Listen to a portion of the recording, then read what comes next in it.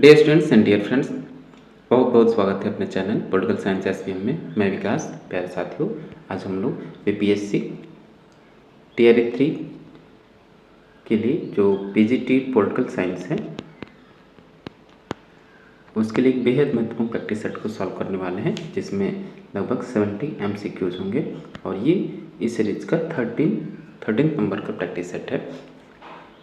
कई तरह के प्रैक्टिस सेट को हम लोग सॉल्व कर रहे हैं, जो कि आपके 100 बेस्ड या 120 या 80 क्वेश्चंस या 5 ऑप्शन वाले जो एमसीक्यूज हैं, जैसे बीपीएससी आपसे पूछता है उसको भी हम लोग सॉल्व कर रहे हैं। आप लगातार चैनल पर विजिट करते रहिए, बने रहिए, ताकि आपको ज़्यादा से ज़्यादा लाभ हो सके। प्यारे दोस्तों, समय ये ऐसा है कि आप जितना पॉजिटिव रहेंगे, जितना प्रैक्टिस करते रहेंगे, उतना ही आपको एग्जामिनेशन हॉल में लाभ मिलेगा। उसी क्रम में हम लोग लगातार practice set, model paper, short paper, previous year question paper और टॉपिक वाइज जो एमसीक्यूज हैं उसको भी सॉल्व कर रहे हैं, ताकि आपका सिलेक्शन एक सीट के लिए सुरक्षित हो सके। बस हम लोग भी प्रयास कर रहे हैं और आप भी थोड़ा सा प्रयास करेंगे, ज़रूर सिलेक्शन होगा। तो आइए सॉल्व करते हैं बिना देर किए। और हाँ, प्लीज़ आप चैनल को ज़रूर सब्सक्राइब करें, ठीक, और वीडियो को लाइक करना ना भूलें और अपने दोस्तों में अधिक से अधिक शेयर करें। एक और चीज़, अगर किसी को पेड पीडीएफ की आवश्यकता है, इस व्हाट्सएप नंबर पे व्हाट्सएप कर सकता है। बिल्कुल अंडर बजट है, अंडर पॉकेट है, बहुत सस्ता है, ज़्यादा महंगा नहीं है। तो आप, अगर आपको लगता है कि आपके पास कंटेंट नहीं है, बेहतर कंटेंट चाहिए, तो हम लोग उसके लिए प्रयासरत हैं। तो आप इस व्हाट्सएप नंबर पर व्हाट्सएप कर सकते हैं। तो आइए बिना देर किए सॉल्व करते हैं। प्रैक्टिस नंबर 13 का पहला क्वेश्चन है, प्लेटो की शिक्षा प्रणाली बुराई को जड़ से समाप्त करने एवं जीवन के प्रति दृष्टिकोण को बदलने का एक प्रयास है। यह महत्वपूर्ण कथन किसका है? बार्कर, रसेल, नेटलसीप या कार्ल पॉपर? तो किसका कथन है? ये कथन है अर्नेस्ट बार्कर का।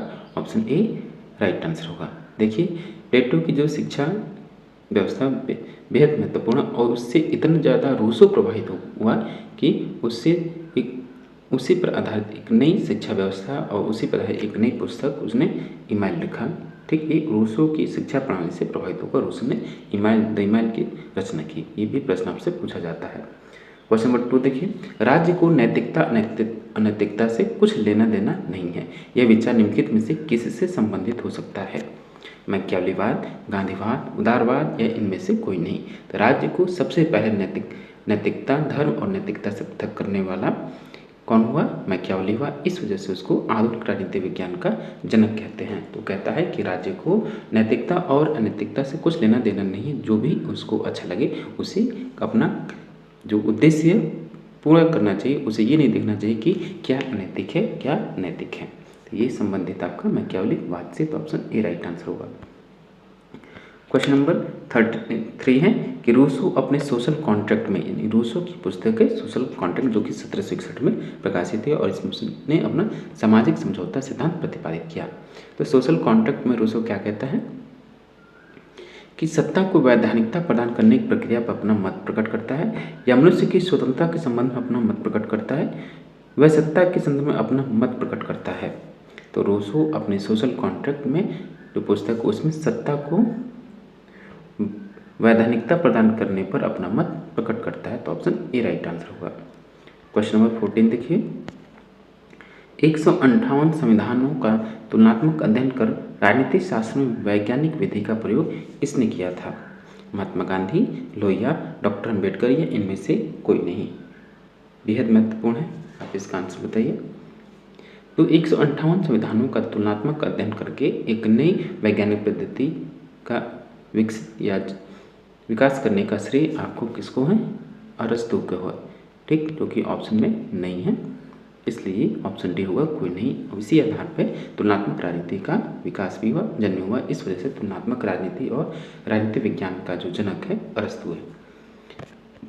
दुनिया की सबसे पुरानी संसद कौन सी मानी जाती है? या आप ऐसे भी इस प्रश्न को पूछा जा सकता था, दुनिया में सर्वप्रथम संसदीय व्यवस्था का जन्म कहाँ हुआ या संसद कहाँ पर बनी? भारत, ऑस्ट्रेलिया, संयुक्त राज्य अमेरिका या ब्रिटेन? तो इसका राइट आंसर होगा ऑप्शन डी, ब्रिटेन की जो संसद है, सबसे पुरानी संसद है, ब्रिटेन में सर्वप्रथम संसद का जन्म हुआ। पार्लियामेंट किस फ्रांसीसी शब्द से बना है? देखिए, ये भी महत्वपूर्ण है। पार्लर, पार्लोर, पार्ले या पर्ल, इसका राइट आंसर होगा पार्लर। पार्लियामेंट फांसी से शब्द पार्लर से बना है। ठीक, क्वेश्चन नंबर 7 देखिए कि निम्नलिखित में से कौन सा एक व्यवस्थापिका का कार्य नहीं है। कौन सा नहीं है कि बजट पारित करना, संविधान में संशोधन करना, प्रमुख मुद्दों पर विचार विमर्श करना और प्रधानमंत्री की नियुक्ति करना। तो व्यवस्थापिका का कार्य क्या नहीं है? तीनों ही ये ABC तीनों ही व्यवस्थापिका के कार्य हैं, परंतु जो प्रधानमंत्री की नियुक्ति है वो व्यवस्थापिका द्वारा नहीं की जाती है बल्कि राष्ट्रपति के द्वारा की जाती है। तो ऑप्शन डी राइट आंसर होगा, ये व्यवस्थापिका का कार्य नहीं है, डी। क्वेश्चन नंबर 8 देखिए, यदि ब्रिटिश संसद द्विसदनात्मक न होती तो शायद संसार के विधानमंडल भी द्विसदनात्मक न होते। यह किसका कथन है? बेंजामिन फ्रैंकलिन, हिलक्राइस्ट, विलोबी या लिकॉ? क्वेश्चन नंबर 8 का राइट आंसर होगा ऑप्शन सी, विलोबी। राजनीतिक दलों के कार्य करने के संबंध में किसने अल्पतंत्र के लॉ नियम का प्रतिपादन किया, यानी आयरन लॉ ऑफ ओलिगार्की का ये सिद्धांत किसने दिया? ये सिद्धांत आपका अभिजन सिद्धांत से संबंधित है। मैकाइवर, फाइनर, डुवर्जर या सार्टोरी? क्वेश्चन नंबर 9 का राइट आंसर होगा, वो भी राजनीतिक दलों के कार्य करने के संबंध में पूछ रहा है। ठीक, अभिजन सिद्धांत के बारे में नहीं, राजनीतिक दलों के कार्य करने के संबंध में किसने अल्पतंत्र के लॉ नियम का सिद्धांत दिया? तो ये कथन है आपका, कौन सा कथन सही होगा? मॉरिस डुवर्जर। क्वेश्चन नंबर 10 है कि किस संवैधानिक संशोधन अधिनियम के द्वारा संविधान में मौलिक कर्तव्यों को शामिल किया गया है? 44वां, 43वां, 42वां या 40वां संविधान संशोधन? तो ये होगा आपका 42वां संविधान संशोधन 1976 के द्वारा भारतीय संविधान में मौलिक कर्तव्यों को शामिल किया गया। और किस समिति की सिफारिश पे? तो सरदार स्वर्ण सिंह की सिफारिश पे। मूल संविधान में मौलिक कर्तव्यों की व्यवस्था नहीं की गई थी। ठीक, क्वेश्चन नंबर 11 देखिए, न्यायिक पुनरावलोकन है, न्यायिक यानी जुडिशियल रिव्यू क्या है, केवल भारत में कहाँ है? भी याद रखिएगा, ये प्रश्न का पूछने का मतलब है कि न्यायिक पुनरावलोकन कहाँ है, जुडिशियल रिव्यू कहाँ है? केवल भारत में, केवल यूके में, केवल यूएसए में, भारत और यूएसए में। तो न्यायिक पुनरावलोकन जो है आपका भारत और यूएसए दोनों में है। ठीक, तो ऑप्शन डी राइट आंसर होगा। एक देश में समाजवाद, यह नारा किससे संबंधित है? जो आपका समाजवाद है वो किसने कहा कि केवल अपने ही देश में समाजवाद हो, समाजवाद का अन्य देशों में विस्तार करेंगे तो ये सफल नहीं हो सकेगा?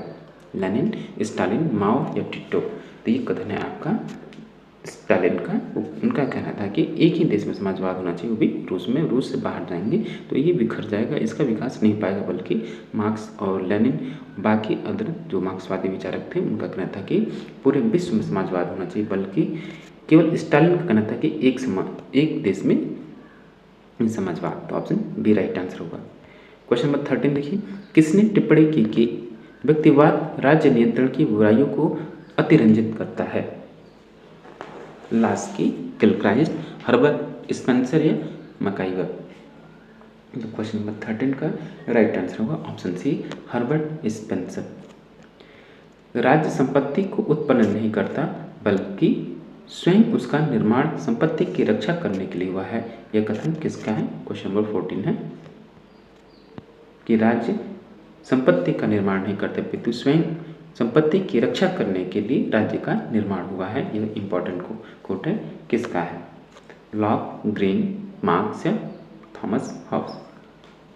तो 14 का राइट आंसर होगा option number A, John locks. ये 3 प्रकार के प्राकृतिक अधिकारों की बात करता है, स्वतंत्रता,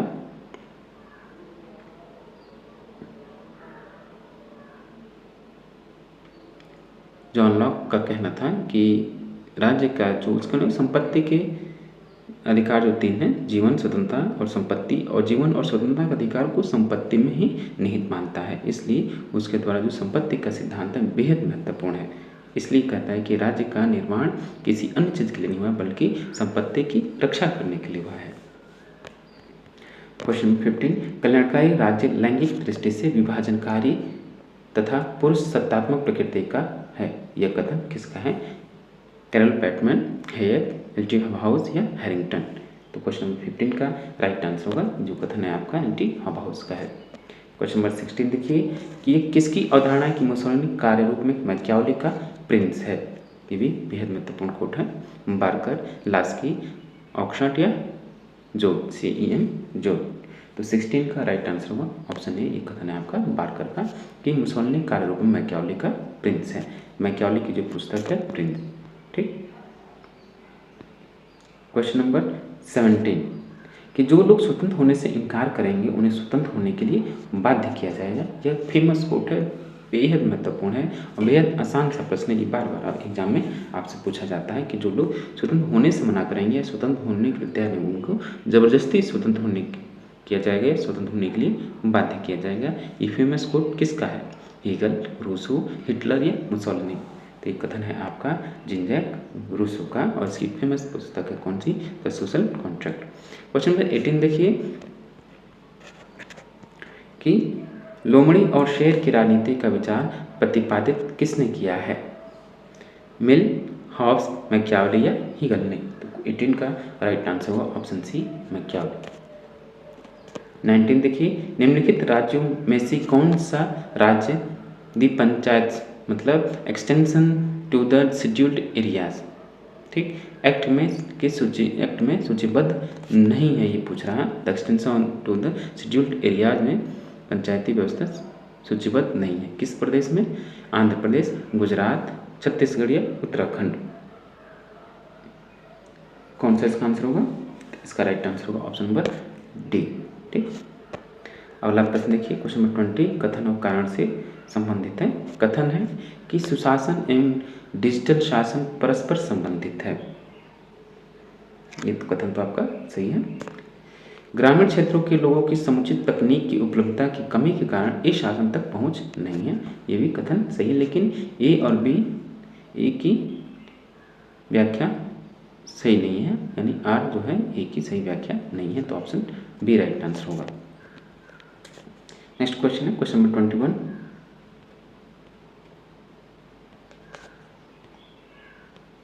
कि ग्रेट ब्रिटेन नागरिक सेवाओं के लिए लोकतंत्रीय संहिता का निर्माण करने वाला पहला देश बना, जिसकी विशेषताएं निम्नलिखित में से कौन सी हैं? निष्ठा, गोपनीयता, तटस्थता या अनामता? तो 21 का राइट आंसर होगा ऑप्शन नंबर सी। जो ग्रेट ब्रिटेन नागरिक सेवाओं के लिए लोकतंत्रीय संहिता निर्माण किया उसमें निष्ठा भी शामिल है, गोपनीयता भी शामिल है, तटस्थता भी शामिल है और अनामता भी शामिल है। चारों शामिल है इसमें, तो ऑप्शन सी राइट आंसर होगा। क्वेश्चन नंबर 22 ग्रामीण स्थानीय सरकारी संस्थानों के लिए 73वें संविधान संशोधन अधिनियम 1992 में किए गए अनिवार्य प्रावधानों के बारे में निम्नलिखित में से कौन सा कथन सही नहीं है? आपसे पूछ रहा है कौन सा कथन सही नहीं, इस बात पे ध्यान देना है। मध्यस्थ तथा शीर्ष स्तरों पर अध्यक्ष के पद पर अप्रत्यक्ष चुनाव, ये कथन आपका सही है। ठीक। पंचायती राज संस्थाओं के कार्यकाल को 5 वर्ष निर्धारित किया जाना, ये भी सही है। सांसदों तथा विधायकों को ग्रामीण निकाय में मतदान करने का अधिकार देना, सही है। राज्य आयोग का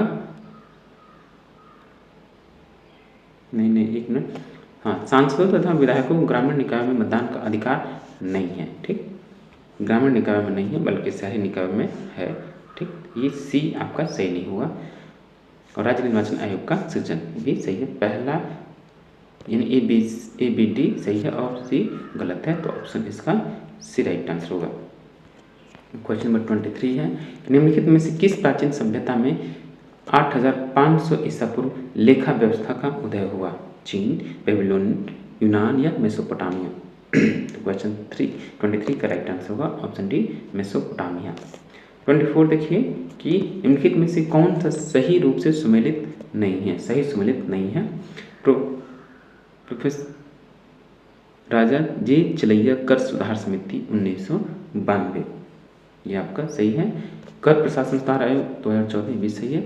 चौकसी समिति 1988 बिल्कुल नहीं, ये गलत है। वांचू समिति 1971, ठीक, तो ऑप्शन सी सुमेलित नहीं है। क्वेश्चन नंबर 25 है कि संविधान के किस अनुच्छेद के प्रावधानों के अंतर्गत राज्य वित्त आयोग का प्रावधान है? राज्य वित्त आयोग का किस अनुच्छेद के तहत प्रावधान?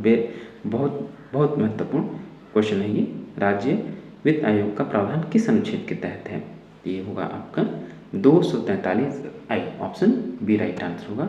ऑप्शन नंबर बी 243 के अंतर्गत राज्य वित्त आयोग का प्रावधान किया गया है और इसी में ही आपका अनुच्छेद 243 में पंचायती राज व्यवस्था है। 243 ABCD आपको और E भी आपको पता होना चाहिए, पढ़ लीजिएगा, याद कर लीजिएगा। अगला क्वेश्चन है क्वेश्चन नंबर 26 कि निम्नलिखित में से किसने पंचायत को प्रशासनिक, न्यायिक अथवा अन्य लोक कार्यों को करने के लिए ग्रामीणों के एक समुदाय के रूप में परिभाषित किया है? जयप्रकाश नारायण, जॉन मथाई, महात्मा गांधी या ES अल्टेकर। तो क्वेश्चन नंबर 26 का राइट आंसर होगा option number B, John Mathai. Question number 27 है निम्न में से किसे भारतीय अर्थव्यवस्था का तीसरा क्षेत्र कहा जाता है? सार्वजनिक क्षेत्र, सहकारिताएं, निजी क्षेत्र या संयुक्त क्षेत्र। तो 27 का राइट आंसर ऑप्शन बी, सहकारिताओं को तीसरा क्षेत्र कहा जाता है भारतीय अर्थव्यवस्था का, तो ऑप्शन बी राइट आंसर होगा। क्वेश्चन नंबर 28 है भारतीय कानून में पूर्ण रूपेण या आंशिक रूप से निम्नलिखित में से किसको शामिल नहीं किया गया है? द टोक्यो कन्वेंशन एक्ट 1975 ये शामिल है आपका। The Rome statute of the international criminal court ये शामिल नहीं है। एंटी अपार्थाइड मतलब यूनाइटेड नेशन कन्वेंशन एक्ट 1881 भी शामिल है। द जेनेवा कन्वेंशन 1960 भी शामिल है, लेकिन बी आपका शामिल नहीं है, तो ऑप्शन बी राइट आंसर होगा। क्वेश्चन नंबर 29 देखिए निम्नलिखित में से क्या कूटनिरपेक्षता की विशेषता नहीं है? कूटनिरपेक्षता की कौन सी विशेषता नहीं है?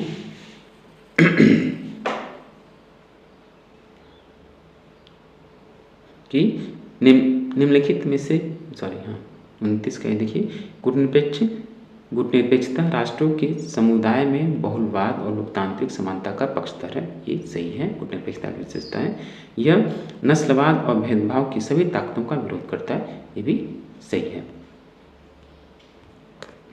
और सी देखिए कूटनिरपेक्षता इस धारणा पर आधारित है कि राष्ट्रीय सुरक्षा राष्ट्रों की राष्ट्रीय शक्ति से जुड़ी हुई है, ये भी सही है।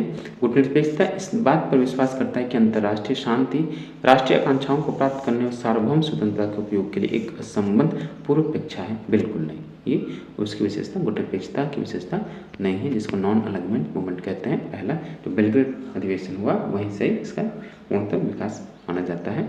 और इसमें जो आपके भारतीय प्रथम प्रधानमंत्री श्री जवाहरलाल नेहरू की विशेष भूमिका है और उनकी एक अंतर्राष्ट्रीय छवि को दर्शाता है कि वो कितने इस अलग द्वितीय विश्व युद्ध के बाद और शीत युद्ध के दौर में इनकी अलग छवि थी, अलग नेता के रूप में छवि थी। और उन्होंने मतलब कि शीत युद्ध में एक ऐसे देश का प्रतिनिधित्व किया जो कुछ न होते हुए बहुत कुछ था, ठीक।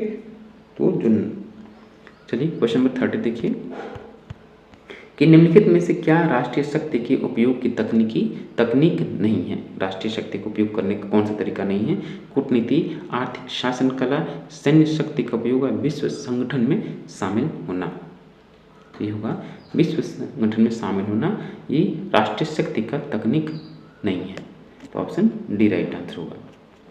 31 देखिए प्यारे दोस्तों, फिर से मैं आपको बता दूं, अगर आपको पेड PDF की आवश्यकता है, अगर आपको लगता है कि आपके पास बेटर कंटेंट नहीं है या आप पीछे हैं या कंटेंट है ही नहीं या बेटर नहीं है, तो आप इस व्हाट्सएप नंबर पे कांटेक्ट कर सकते हैं, व्हाट्सएप कर सकते हैं। अब बेहद रिजनेबल कॉस्ट है, ठीक, बेहद सस्ता है। आपको इसमें जो टॉपिक वाइज MCQs हैं, जो APSC के द्वारा जो 5 विकल्पों पद है, जो मॉडल पेपर है वो मिलेंगे और प्रैक्टिस सेट मिलेंगे, और जहाँ से भी बेटर लगेगा वो सब में बेहतर हम लोग आपको प्रोवाइड करने के प्रयास कर रहे हैं ताकि आपका सिलेक्शन हो। तो आप इस व्हाट्सएप नंबर पे ज़रूर कांटेक्ट करें, ठीक। और प्लीज़ वीडियो को लाइक कीजिए, शेयर कीजिए, और अब तक अगर आपने चैनल को सब्सक्राइब नहीं किया तो जल्दी सब्सक्राइब कर लें, ठीक। तो देखिए जरा क्वेश्चन नंबर 31, निम्नलिखित में से कौन विश्व व्यापार संगठन के संबंध में सही नहीं है? जितने भी आपके मतलब कि इंटरनेशनल ऑर्गेनाइजेशन हैं उसको आप अच्छे से पढ़ लीजिए। खासकर जो UN है, UNO है, उससे हर साल एक प्रश्न आपसे पूछा जा रहा है, ठीक। बाकी अदर्स उनसे भी पूछा जा रहा है, लेकिन UNO एकदम आपको एकदम जबान पे होना चाहिए, एक भी प्रश्न उससे छूटा हुआ नहीं, क्योंकि इससे हर बार एक प्रश्न आपसे पूछा जा रहा है। देखिए विश्व व्यापार संगठन के बारे में के संबंध में कौन सा सही नहीं है? यह विश्व व्यापार संगठन यानी WTO यानी वर्ल्ड ट्रेड ऑर्गेनाइजेशन के व्यापार समझौते का संचालन करता है। सही है। यह व्यापार वार्ताओं के लिए एक मंच का कार्य करता है, ये भी सही है। यह राष्ट्रीय व्यापार नीतियों की निगरानी करता है, सही है। यह विकासशील तथा विकसित देशों के लिए तकनीकी सहायता एवं प्रशिक्षण की पूर्ति करता है, बिल्कुल नहीं। ऑप्शन डी डिसमैच यानी गलत है। ऑप्शन डी राइट आंसर होगा कि ये WTO के बारे में सही नहीं है। क्वेश्चन नंबर 32, निम्नांकित में से यह नारा किसने दिया कि समाजवादी युद्ध को नागरिक युद्ध में बदलना अपनी समग्रता में सर्वहारा क्रांति है? ट्रॉट्स्की, एंजल्स या लेनिन? तो 32 का right answer option D Lenin. Question number 33, कथन और कारण है नीचे। ठीक, कथन देखिए, उत्तर स्वतंत्रता काल में भारत ने विदेश नीति के अंतर्गत गुटनिरपेक्षता को चुना।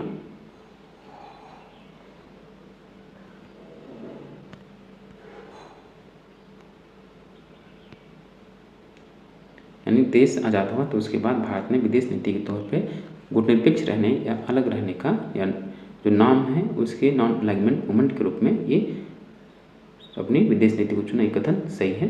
गुटनिरपेक्ष आंदोलन स्वतंत्रता, समानता और संप्रभुता के लिए अभिकथन था, सही है और सही व्याख्या भी है, तो ऑप्शन ए राइट आंसर होगा। क्वेश्चन नंबर 34, पर्यावरण पर निम्नलिखित संधियों को सही आरोही क्रम में कालक्रम के अनुक्रम में व्यवस्थित करें। बेहद महत्वपूर्ण है, ऐसे प्रश्न आपसे पूछे जा रहे हैं। ठीक, अगर इसमें एक याद होगा तो आपका क्वेश्चन एकदम सही हो जाएगा, फुल मार्क्स मिल जाएंगे। एक ऑप्शन भी याद होगा, ये बेहद आसान भी होते हैं ऐसे प्रश्न। ठीक, और इन प्रश्नों को शामिल करने का बस उद्देश्य ये होता है कि कई सारे टॉपिक को एक ही क्वेश्चन में या जो बहुत सारे छोटे मोटे टॉपिक मिला के एक ही क्वेश्चन में इसको कवर कर लिया जाए। तो देखिए इसका जो सही कालक्रम होगा, सबसे पहले अंटार्कटिका संधि, फिर UN का समुद्री कानून, और फिर उसके बाद है क्योटो प्रोटोकॉल और जैव सुरक्षा पर कार्टेजिना प्रोटोकॉल। ऑप्शन ए सही होगा। क्वेश्चन नंबर 35 कि एशिया के साथ भारत का मिलन वचनबद्धता की कल्पना में स्पष्ट व्यक्त किया गया था, यह किसने स्पष्ट बताया है? गांधी, श्रीमती इंदिरा गांधी, सरदार पटेल, महात्मा गांधी या जवाहरलाल नेहरू? तो इसका राइट आंसर होगा option D Shri Jawaharlal Nehru. Question number 36 है कि किसने कहा कि श्रम शक्ति श्रमिक के मस्तिष्क, मांसपेशी तथा नसों के बराबर होती है? लेनिन, एमएन रॉय, मार्क्स या जयप्रकाश नारायण? तो क्वेश्चन नंबर 36 का राइट आंसर होगा option number C, Karl Marx का एक कथन है, सी राइट आंसर होगा। क्वेश्चन नंबर 37, आप लोकतांत्रिक शांति सिद्धांत, इन लोकतांत्रिक सिद्धांत को किस उदार चिंतक से संबंधित करेंगे? लोकतांत्रिक शांति सिद्धांत, डेमोक्रेटिक पीस थियरी से संबंधित कौन से विचारक है? Michael Doyle, James Rosenau, Richard Falk या माइकल वॉल्जर? तो 37 का राइट आंसर ऑप्शन है माइकल डॉयल का सिद्धांत है लोकतांत्रिक शांति इन डेमोक्रेटिक पीस थियरी से संबंधित माइकल डॉयल है। ये क्वेश्चन आया था BPSC में। किसने कहा है अंतर्राष्ट्रीय राजनीति में सत्ता मौसम के समान है, प्रत्येक व्यक्ति उसके बारे में बात तो करता है परंतु कुछ ही उसे समझते हैं? ये कोट भी बेहद महत्वपूर्ण है। किसका कथन है? हैंस जे मार्गनथाउ, हेनरिक किसिंजर, जोसेफ नय या सुजन स्टैन? तो 38 का राइट आंसर होगा ऑप्शन सी, जोसेफ नय। अंतर्राष्ट्रीय राजनीति में 9 यथार्थवादी विचारक हैं ये। फंक्शन थियरी ऑफ इंटीग्रेशन पद को गढ़ने वाला कौन है? क्वेश्चन नंबर 39, डेविड मित्रानी, अर्नेस्ट हस, जोसेफ नय या एंड्रू लिंकलेटर? तो 39 का राइट आंसर होगा ऑप्शन ए, डेविड मित्रानी जो है फंक्शनल थियरी ऑफ इंटीग्रेशन को पद यानी और अंतर्राष्ट्रीय राजनीति में फंक्शन थियरी के जनक भी डेविड मित्रानी हैं। 40 देखिए कि अभी हाल में कंबोडिया और थाईलैंड के बीच तनाव उत्पन्न हुआ था, विवाद का मुद्दा क्या था? यानी कंबोडिया और थाईलैंड में विवाद का मुद्दा क्या है? गैर कानूनी प्रव्रजन, प्राच्य विहार, एमराल्ड बुद्ध या अल्पसंख्यक? तो 40 का राइट आंसर होगा माइनॉरिटी यानी अल्पसंख्यक। क्वेश्चन नंबर 41 देखिए, अध्यक्षात्मक शासन प्रणाली में कार्यपालिका शक्तिशाली होती है क्योंकि विधायिका कमजोर होती है, या न्यायाधीशों की नियुक्ति राष्ट्रपति करता है, या इनका कार्यकाल स्थिर है, या महाभियोग की प्रणाली बहुत पेचीदा है। तो कार्यपालिका शक्तिशाली होती है अध्यक्षात्मक शासन प्रणाली में, क्योंकि इसका कार्यकाल स्थिर होता है। ऑप्शन सी राइट आंसर होगा। 42 देखिए, निम्नलिखित में से कौन सा भारतीय संविधान के बुनियादी ढांचा यानी मूल संरचना में बेसिक स्ट्रक्चर का अंग नहीं है? कौन सा नहीं है? विधि का शासन, या पंथ निरपेक्षता, या गणतंत्रीय सरकार, या संसदात्मक सरकार। क्वेश्चन नंबर 42 का राइट आंसर होगा जो मूल संरचना का अंग नहीं है वो है आपका संसदात्मक सरकार। ठीक, बाकी तीनों ही बेसिक स्ट्रक्चर हैं। 43 देखिए, पब्लिक ओपिनियन नामक पुस्तक के लेखक कौन है? बेहद महत्वपूर्ण है पुस्तक, बेहद महत्वपूर्ण है। किसका, कौन लेखक किसका? जेम्स बाइस, वाल्टर लिपमैन, लॉवेल, या कॉरी और अब्राहम। तो पब्लिक ओपिनियन नामक पुस्तक के लेखक वाल्टर लिपमैन है। क्वेश्चन नंबर 44, संसदात्मक सरकार में कार्यपालिका अपने समस्त कार्य तथा नीतियों के लिए उत्तरदायी होती है। विधानमंडल के प्रति, न्यायपालिका के प्रति, स्पीकर के प्रति, या राज्य के राजनीतिक प्रधान के प्रति। तो 44 का राइट आंसर होगा ऑप्शन ए, विधानमंडल के प्रति। 45 देखिए, अमेरिकी संघीय व्यवस्था में न्यायिक पुनरावलोकन का उद्गम स्थल कौन सा है? कांग्रेस की विधियां, अभिसमय, संविधान की सर्वोच्चता, या राष्ट्रपति की शक्तियां। 45 का राइट आंसर होगा ऑप्शन सी, संविधान की सर्वोच्चता। 46 देखिए, संसदीय शासन में मंत्रिमंडल किसके प्रति उत्तरदायी होता है? राजा अथवा राष्ट्रपति, उच्च एवं निम्न सदन के प्रति, केवल उच्च सदन के प्रति, या केवल निम्न सदन के प्रति। 46 का राइट आंसर होगा ऑप्शन डी, केवल निम्न सदन के प्रति संसदीय शासन में मंत्रिमंडल उत्तरदायी होता है। तो डी राइट आंसर होगा। 47, दबाव समूह हितों की प्राप्ति के लिए कौन कौन से साधन का उपयोग नहीं करते हैं? अनुनय, राजनीतिक दल को समर्थन करना, भ्रष्ट आचरण, या चुनाव लड़ना। तो जो प्रेशर ग्रुप्स हैं वो प्रत्यक्ष रूप से चुनाव नहीं लड़ते हैं या चुनाव लड़ने का कार्य नहीं करते हैं। तो ऑप्शन डी राइट आंसर होगा। 48 देखिए, भारतीय न्यायाधीशों को यूरोपियन अपराधियों के मुकदमे सुनने का अधिकार न देने का कारनामा किसके शासनकाल में हुआ? Lord Ripon, Lord Macaulay, William Bentinck, या लॉर्ड डलहौजी। तो क्वेश्चन नंबर 48 का आंसर क्या होगा? तो ये ऑप्शन ए, लॉर्ड रिपन, इन्हीं के काल में भारतीय न्यायाधीशों को यूरोपियन अपराधियों के मुकदमे न सुनने का काला कारनामा या काला कानून पारित किया गया लॉर्ड रिपन के काल में। क्वेश्चन नंबर 49, अप्रत्यक्ष रूप से निर्वाचन और इस दृष्टि से भारतीय जनता के प्रति उत्तरदायी न होने पर भी संविधान सभा अत्यधिक प्रतिनिधित्वात्मक संस्था थी। उक्त कथन किसका है? राजेंद्र बाबू, बी आर अम्बेडकर, महात्मा गांधी, या ग्रेनविल ऑस्टिन का। 49 का राइट आंसर होगा option D, Granville Austin. Question number 50, निम्नलिखित कौन सी विशेषता भारतीय संविधान की मुख्य विशेषता नहीं है? एक धर्मनिरपेक्ष राज्य, दोहरी नागरिकता, एकात्मक और संघात्मक विशेषता का मिश्रण, या व्यस्त मताधिकार। तो भारतीय संविधान की दोहरी नागरिकता मुख्य विशेषता नहीं है। तो ऑप्शन बी राइट आंसर होगा।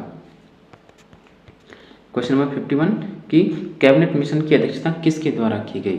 Lord Mountbatten, A B. Alexander, Sir Pethick Lawrence, Clement Attlee. 51 का राइट आंसर होगा ऑप्शन सी, पैथिक लॉरेंस के द्वारा कैबिनेट मिशन की अध्यक्षता की गई। क्वेश्चन नंबर 52, संसदीय जनतंत्र में प्रधानमंत्री शक्ति और उत्तरदायित्व का मुख्य केंद्र बिंदु होता है। भारत के निम्नलिखित भूतपूर्व प्रधानमंत्री में से किसने यह वक्तव्य दिया था? पंडित जवाहरलाल नेहरू, श्रीमती इंदिरा गांधी ने, या श्री राजीव गांधी ने, या श्री वीपी सिंह ने। तो 52 का राइट आंसर होगा ऑप्शन ए, श्री पंडित जवाहरलाल नेहरू जी के द्वारा उक्त कथन है। क्वेश्चन नंबर 53 कि कांग्रेस पार्टी द्वारा लोकसभा के लिए चुनाव में सर्वाधिक स्थान प्राप्त किए गए जब भारत के प्रधानमंत्री कौन थे? जवाहरलाल नेहरू, इंदिरा गांधी, राजीव गांधी, या नरसिम्हा राव। तो 53 का राइट आंसर होगा ऑप्शन सी, राजीव गांधी जब प्रधानमंत्री थे इन्हीं के कार्यकाल में कांग्रेस पार्टी के द्वारा सर्वाधिक लोकसभा सीटें प्राप्त की गई थी 1984 के बाद वाला चुनाव, 84 वाले चुनाव में जब प्रधानमंत्री आपके कौन थे? श्री राजीव गांधी। क्वेश्चन नंबर 54, स्वतंत्रता के पश्चात भारत में भाषाई आधार पर पुनर्गठन निम्नलिखित में से किस कारणवश प्रारंभ हुआ? धर्ष समिति की रिपोर्ट, न्यायमूर्ति पांचू समिति की रिपोर्ट, पी श्री रामुलु की मृत्यु या राज्य पुनर्गठन आयोग की रिपोर्ट। तो 54 का राइट आंसर होगा option number C, P Sri Ramulu की मृत्यु के बाद, ऑप्शन सी। 55 देखिए, निम्नलिखित में से किस राज्य को पूर्ण राज्य बनाने से पूर्व सहचारी राज्य का दर्जा दिया गया था? नागालैंड, सिक्किम, मेघालय या अरुणाचल प्रदेश। इसका राइट आंसर होगा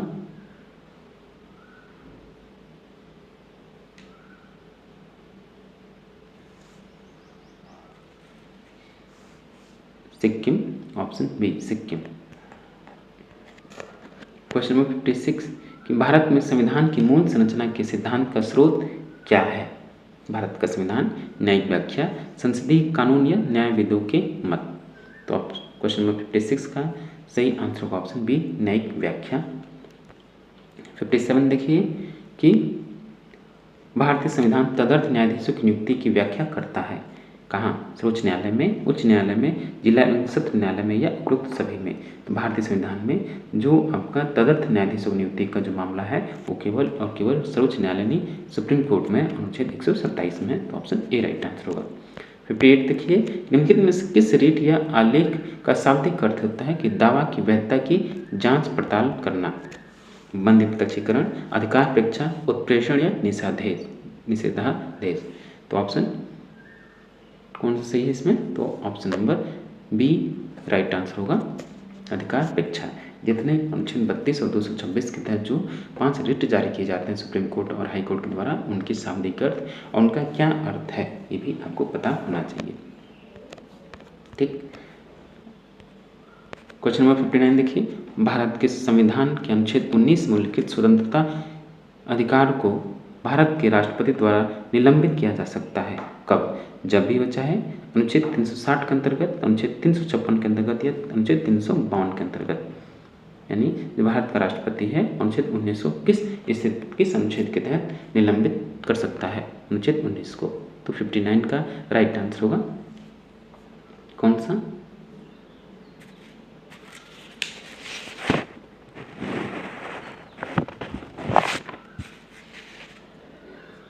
क्वेश्चन नंबर 59 का राइट आंसर ऑप्शन डी, अनुच्छेद 352 के अंतर्गत राष्ट्रपति अनुच्छेद 19 में जो स्वतंत्रताएं उनको निलंबित कर सकता है।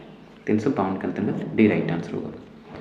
क्वेश्चन नंबर 60, निम्नलिखित में से कौन सा संसदीय शासन प्रणाली का अविच्छिन्न तत्व है? संविधान का लचीलापन, कार्यपालिका विधायिका का संयोजन, न्यायपालिका की सर्वोच्चता या संसदीय संप्रभुता। तो 60 का राइट आंसर होगा ऑप्शन बी, कार्यपालिका विधायिका का संयोजन, ऑप्शन बी राइट आंसर होगा। क्वेश्चन नंबर 61 देखिए कि निम्नलिखित में से कौन सा एक तत्व भारत के राष्ट्रपति और राज्यों के राज्यपाल के लिए समान नहीं है, सादृश्य नहीं है, एक जैसे नहीं है? शक्तियों पर संवैधानिक प्रतिबंध, मंत्रिपरिषद के परामर्श से अपने कार्यों का निष्पादन, न तो संसद और न किसी राज्य के विधानमंडल का सदस्य होना, महाभियोग की प्रक्रिया। देखिए, जो राष्ट्रपति और राज्यपाल के बारे में जो समानता है वो ये तीनों हैं, ए और बी सी तीनों हैं। लेकिन जो महाभियोग की प्रक्रिया केवल और केवल राष्ट्रपति पर है। ठीक। अगर उसको राष्ट्रपति को उसके पद से हटाना है तो महाभियोग की प्रक्रिया अनुच्छेद 61 के तहत शामिल है, लेकिन राज्यपाल को उसको हटाने की जरूरत नहीं है कि किसी महाभियोग की जरूरत नहीं पड़ती है, बस राष्ट्रपति के आदेश से उसको अपने पद से हटाया जा सकता है। तो ऑप्शन डी राइट आंसर होगा।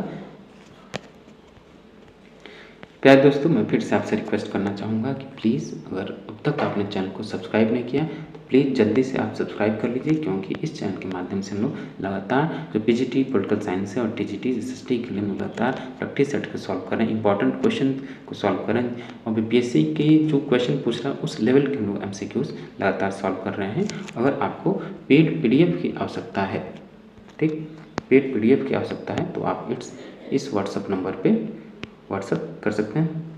ठीक। और प्लीज़ आप जरूर अपने दोस्तों में शेयर करें और वीडियो को लाइक करना ना भूलें। ठीक। क्वेश्चन नंबर 62, क्षेत्रीय परिषदों का विचार दिसंबर 1955 में किसने रखा था? जवाहरलाल नेहरू, राजेंद्र प्रसाद, बी आर अम्बेडकर या जे बी पंत। तो 62 का राइट आंसर होगा ऑप्शन ए श्री जवाहरलाल नेहरू। 63 देखिए कि 1919 में दिल्ली में संपन्न अखिल भारतीय खिलाफत सम्मेलन में निम्नलिखित नेताओं में कौन अध्यक्ष चुना गया। तो 1919 में दिल्ली में जो अखिल भारतीय खिलाफत आंदोलन हुआ उसमें जो खिलाफत आंदोलन का जो अध्यक्ष कौन चुना गया। तो 63 का राइट आंसर होगा ऑप्शन डी महात्मा गांधी को खिलाफत जो सम्मेलन था उसका अध्यक्ष चुना गया। और इसका विरोध खिलाफत आंदोलन का विरोध किसने किया, मोहम्मद अली जिन्ना के द्वारा किया गया। भारत में स्वदेशी आंदोलन का प्रारंभ कब हुआ, 64 क्वेश्चन है। 1885, 1905, 1919 या 1930 में। तो भारत में स्वदेशी आंदोलन का प्रारंभ 1905 में किया गया। क्वेश्चन नंबर 65 है कि निम्न में से किसे भारतीय शांति का जनक कहा गया। ए ओ ह्यूम, महात्मा गांधी, दादा भाई नौरोजी या लोकमान्य तिलक। तो लोकमान्य तिलक को भारतीय शांति का जनक कहा गया, लेकिन किसने कहा। तो वैलेंटाइन सिरोल के द्वारा लोकमान्य तिलक को यानी बाल गंगाधर तिलक को भारतीय शांति का जनक कहा गया। 66 देखिए कि निम्न में से कौन सा संविधान का अंग नहीं है। निर्वाचन आयोग, वित्त आयोग, अंतर्राज्य परिषद या योजना आयोग। तो भारतीय संविधान का योजना आयोग जो है अंग नहीं है, तो डी राइट आंसर होगा। क्वेश्चन नंबर 67 है राष्ट्रीय स्वतंत्रता आंदोलन में निम्न घटनाओं का सही क्रम क्या था। सिपाहियों का विद्रोह, गदर, खिलाफत आंदोलन, लखनऊ समझौता या साइमन कमीशन। तो 1857 ये हुआ खिलाफत आंदोलन, ये 1919, 1920। लखनऊ समझौता का हुआ तो 1916 में हुआ। और साइमन कमीशन की रिपोर्ट कब आई, 1928 में। इस हिसाब से जो सबसे पहले होगा सिपाहियों का गदर 1857, ठीक। तो आप इसके हिसाब से आप मैच कर लीजिए, तो इसका सही आंसर होगा ऑप्शन नंबर ए, ठीक। 68 देखिए पूरे राष्ट्रीय आंदोलन के दौरान गांधी जी ने मात्र एक बार कांग्रेस अधिवेशन की अध्यक्षता की। यह अधिवेशन कहाँ आयोजित हुआ था। बेहद महत्वपूर्ण क्वेश्चन है। बेलगांव, मद्रास, लाहौर या कराची में। तो महात्मा गांधी ने 1923 का जो बेलगांव अधिवेशन है और कहाँ है, कर्नाटक में, उसकी अध्यक्षता की। एकमात्र कांग्रेस अधिवेशन की अध्यक्षता बेलगांव अधिवेशन की अध्यक्षता श्री गांधी जी के द्वारा किया गया। क्वेश्चन नंबर 69 है कि कांग्रेस द्वारा पूर्ण स्वराज का प्रस्ताव स्वीकार किया गया किसके। जब कांग्रेस के द्वारा पूर्ण स्वराज प्रस्ताव स्वीकार किया गया तब कांग्रेस का अध्यक्ष कौन था। सुभाष चंद्र बोस, जवाहरलाल नेहरू, लाला लाजपत राय या अबुल कलाम आजाद। तो 69 का राइट आंसर होगा option number B, Jawaharlal Nehru की अध्यक्षता में पूर्ण स्वराज टोटल इंडिपेंडेंस का प्रस्ताव स्वीकार किया गया। 70 और लास्ट क्वेश्चन है भारत के लिए कम्युनल अवार्ड की घोषणा किसने की थी। C.R. Radcliffe, Ramsay MacDonald, Stafford Cripps या लॉर्ड वेवेल। तो रैमजे मैकडॉनल्ड के द्वारा कम्युनल अवार्ड सांप्रदायिक मंचाट की घोषणा की गई थी। तो option number B right answer होगा। तो डियर स्टूडेंट्स ये था आपका BPSC PGT पॉलिटिकल साइंस के लिए प्रैक्टिस सेट नंबर 13 केवल BPSC के लिए, और आपके अन्य राज्यों के लिए भी PGT पॉलिटिकल साइंस या असिस्टेंट प्रोफेसर की तैयारी करना तो उसके लिए भी बेहद महत्वपूर्ण है, ठीक। और चलते चलते पुनः आपसे एक बार फिर से रिक्वेस्ट करना चाहूँगा कि प्लीज़ आप चैनल को जल्दी सब्सक्राइब कर लीजिए। अगर अब तक आपने सब्सक्राइब नहीं किया है तो आप वीडियो को ज़रूर लाइक करें और शेयर करें, ठीक। Thank you for watching. मिलते हैं नेक्स्ट वीडियो में।